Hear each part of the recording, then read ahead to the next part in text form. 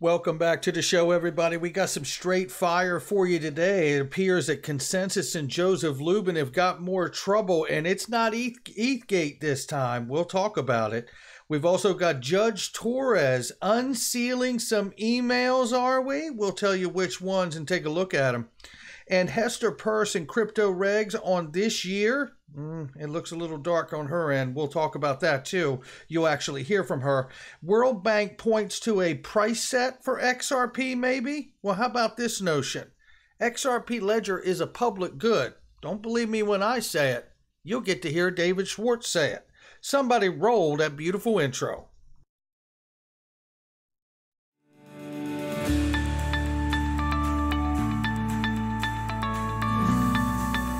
Digital Perspectives with Brad Kimes. Come on in.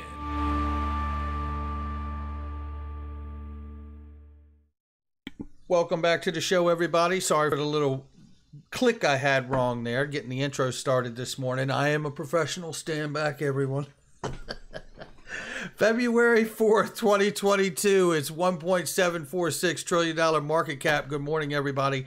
We are up 3.26% on the cryptocurrency market cap. It's 37,600 plus for Bitcoin, 2,700 plus for Ethereum, almost 2,800 a day. We see Cardano at $1.05. Solana is coming in at $102 and change. XRP is 60 cents. Look at the price range very quickly here. We see 0.5990 on the bottom and 0.6234 on the top. The numbers are brought to you by Link2. I want you to listen to this because there was an incredible conversation that went on, and I wish I was able to join it from the beginning, but I missed it. But I was able to hop in and catch part of this conversation, and towards the end here where they were taking questions and comments, I was able to participate, and we were able to really, somebody had some questions about XRP, and listen, it's all speculative.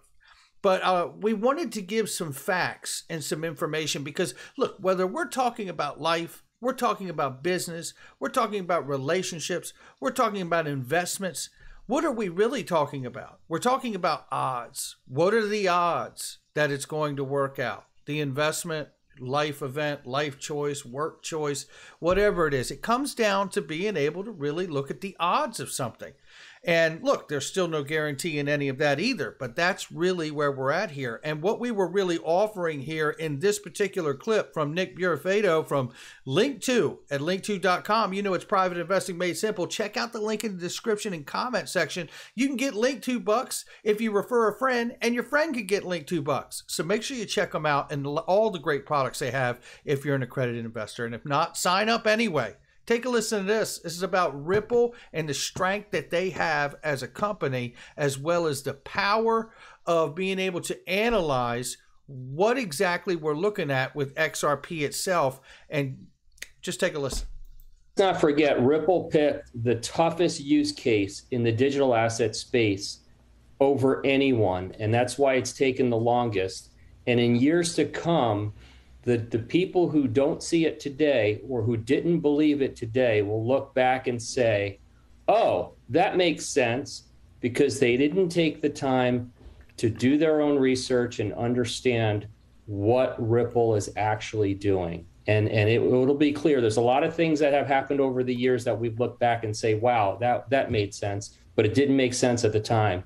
And XRP is going to make a lot of sense to people, and it's not going to take long. Yeah. Can I throw something in? I know we got to end it, but I just want to throw this in too because I just think it's so pertinent. We look at the proofs in the partnerships. We also look at the people behind the company.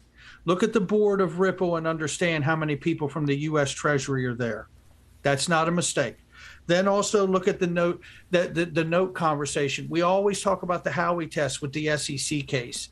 But when something is a note is always said at the tail end of what Gary Gensler or Hester Peirce talk about the SEC case. They talk about the Howey test, and then they talk about the Reeves test. When something is a note is like Federal Reserve dollar bill note, right? That's what they're talking about. Just what exactly it's holding up, right? Hey, look, this $5 bill has a Ripple board member's name on it. It says Rosie Rios. Exactly. That isn't an accident. If you're here and you don't believe in XRP and what Ripple's doing, Why is Rosie Rios' name on your money? And why is she on the board of XRP? Why is she on the board of Ripple, who's looking to use XRP to move money around the world cheaper and faster than anybody's ever done it? Guys, all you have to do is reach into your pocket, grab your money, and pay attention. These are not tough clues to find. They're right there. Well, and to Brad's point, Nick, look at the top side of that $5 bill. What does it say? It's a Federal Reserve note. That's right. It's a And there you have it, ladies and gentlemen. You know, the question remains, and we're going to get into some more questions here in a minute, but let's move through the news. Make sure you check out link to and join and register, even if you're not accredited. There's so much incredible information you can get and participate in conversations and panels just like that one. Right here, when it rains, it pours. It looks like Joseph Lubin and Ethereum have just gotten some more trouble on their plate here, and it's not just ETHgate anymore. But we're still going to need that public audit, Joe, of the investors that participated in the Ethereum initial coin offering. We need to know how many took your advice, Joe, to disguise their accounts when investing in Ethereum in the early days. I have a feeling we may know quite a few of them. This is another problem happening here. Stephan Hubert is sharing here. This is a lawsuit that's coming from Kavita Gupta, and she is now suing Consensys after working for them, and the claims that she is making here about happy hour held upstairs at Consensys in the Brooklyn office were also fraught for Gupta, who does not use illicit drugs. And she names these certain things that were used in the office, all of which were offered to Gupta, caused her to feel ill at ease at the office. Joseph Lubin, who openly discusses his fondness for LSD, set the tone for this behavior, she says. She was also distressed when two of her colleagues, early Consensys employees, expressed concerns that prior to her arrival, they were being paid in Ethereum cryptocurrency without appropriate tax reporting and withholding. You know, when you don't have the truth on your side, things just constantly landslide, right? They just continue to tumble. And here's more evidence of what we've actually heard directly from Vitalik Buterin and Joseph Lubin. They have said it out of their own mouth. I've played the clip many times on the channel. You can search it. Ethereum is not scalable. They both have said it. And here you look at the gas fees, $4.68 to $51 plus for an Ethereum transaction. Now, I understand there's layer 2 applications on top that are able to do microtransactions and for a lot less money. But why would you build on this? Why wouldn't you build on something that is obviously like the Ledger, the XRP Ledger or Stellar? Why wouldn't you build on that? Why would I want to build on something that has that kind of issue? It just seems to me if you're going to start with something, a good foundation is the best place to start. And I wouldn't start with something where the co-founders admitted it's not scalable. Here's something that's actually scalable. It's inflation. Yeah, Christine Lagarde actually talking about it looks like inflation is going to stick around a little longer than we thought. Thought it was transitory. Inflation has risen sharply in recent months, and it has further surprised to the upside in January. This is primarily driven by higher energy costs that are pushing up prices across many sectors, as well as higher food prices. Oh, goodness. Now, I'm not an economist, and I'm sure not a lawyer. But what I can tell you is that higher food costs and higher fuel costs come from a cheaper dollar, right? When your dollar, whether it's a US dollar or a euro dollar, it doesn't matter what dollar, but when it loses value from inflation, that means fuel costs and food go up. This is why the argument to pay more for people that are making minimum wage is really kind of like it's a political argument, but it really isn't a solution, because every time they raise something like the minimum wage, what do the people in the fuel world and the food world do? They raise the cost of everything because they got to pay more for the employees, right? It's pretty simple. They never eat that difference. That's the problem. right? And obviously, whether it's the European Central Bank or the U.S. government and the Fed, you know, they all realize that inflation is going to be here for a much longer term than they ever wanted to let on. Looking right here, this is Tom Emmer. Should logically be able to use crypto every day for small dollar transactions. Our tax code shouldn't complicate that. Proud to support Representative Devlin's very common sense bill that she submitted on that fact about modernizing the tax treatments. This common sense bill will finally allow Americans to use their digital wallets as seamlessly as cash. You know, one of these bills is actually going to get through. We just don't know what day. But I tell you what, it doesn't stop me being grateful for people like Tom Emmer, who are well educated on crypto and continue to fight for all of us. Here's some information breaking right here. It's on the SEC versus Ripple, order by Judge Torres, granting in part and denying in part motions by defendants Ripple and Brad Garlinghouse and Chris Larsen to seal some exhibits to previous motions and more. Torres will unseal an email to Chris Larsen and legal memos to Ripple, finding arguments to seal unjustified, but granted redactions to Brad Garlinghouse to protect potentially sensitive information in 3 documents.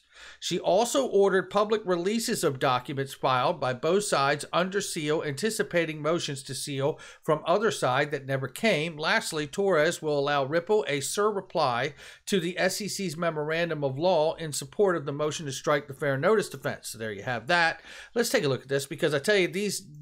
And shout out to James K. Filant, shout out to Crypto Law, shout out to John Deaton, all of them that work so hard, and Jeremy Hogan to keep us up to date on what's going on. This is the first filing here.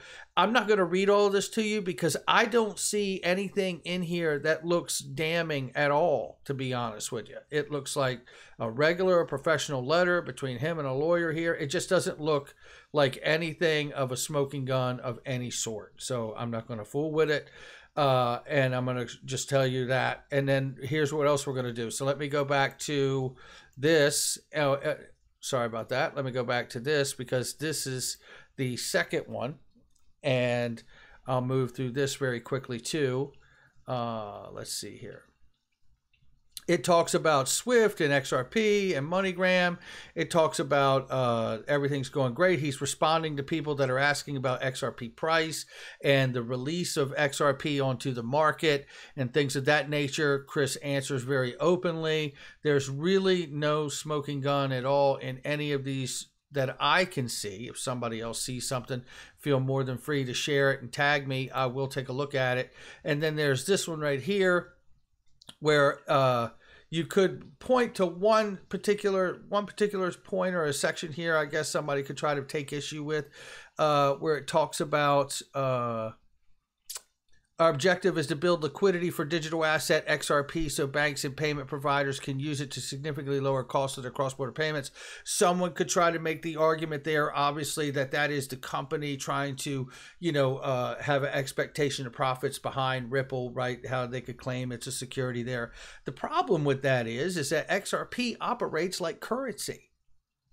So if in fact it is currency, then the objective to build liquidity is to use seigniorage to incentivize these other market makers to use it instead of using the direct path of payment they had been using, which is not really so direct in cross-border payments, and switch to this new bridge path. So if the argument comes down to, if you believe it's money, this is not a security statement. Right? If you believe it's a security, like I'm sure Gary Gensler does, then he would probably try to take issue with that particular portion of the actual letter itself. Other than that, I just don't see a lot. They're very professional letters. He shares pictures about the new office in San Francisco at the time. We will keep you up to date on it. What I do want to tell you is that John Deaton shares this and says Judge Torres's rulings are a great sign for XRP holders. What these rulings clearly show is that Judge Torres favors public disclosure. Ripple can't seal certain documents, legal. Same applies to the SEC. Think ahead is what he's saying. we may ultimately get to see the 63 Hinman emails. That's all, folks. Look, that's not all for me here, so don't go anywhere because we got a few more things here. But, you know, that is pretty damn exciting. And in fact, the video is getting pretty long, so I'm going to leave it right there. Hit that like and subscribe. There's so much more coming today. Don't take your eye off the ball. Head on a swivel. This is Crypto You Never Know. Check out all the links in the description and the comment section. They're great products and services I use each and every day. And I'm telling you, there is really great specials and deals with them, but you got to click the links. I'll catch all of you on the next one.